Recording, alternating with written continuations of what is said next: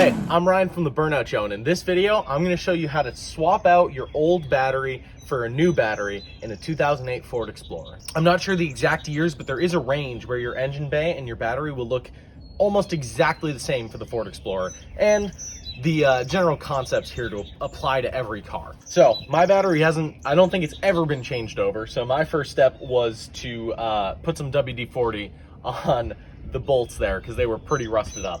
But after that, you're gonna need to either get a socket set or a wrench set. Right here, I've got my ratchet and I've got my 5/16 socket. For your car, it might be a little bit different depending on the years or depending on the make and model. But for me, I've got a 5/16 socket, so I'm gonna go ahead and loosen these bolts on the battery terminals.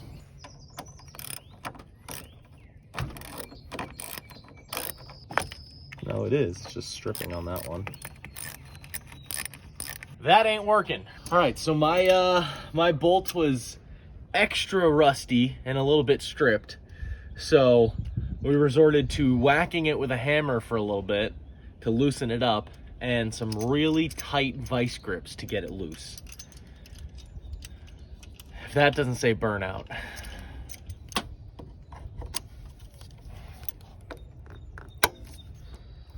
There we go.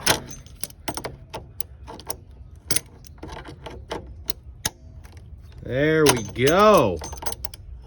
Now I should be able to just use regular pliers. Once you've got the bolts loose enough, you can just go ahead and pop your cables off your battery. And then sometimes there will be a bracket mounting the battery to the car, but mine does not have one. So mine does have one. So right here, this is actually the bracket holding down my battery onto my car. It's just a small piece bolted down right here, holding onto a little lip on the battery. Once you've got the bolt out, you can pull off the bracket, and then you're ready to pull out the battery. Go ahead and grab your new battery. Make sure you put it in the same way.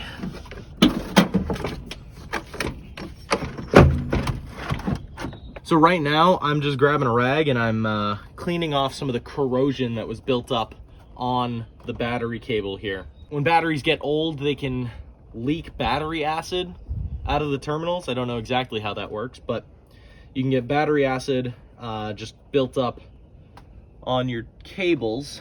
And so I'm just cleaning that and a little bit of rust right off. So once you get the new battery in, you got to go ahead and put the bracket back down on the battery to lock it in place. So let me just figure out how this goes in.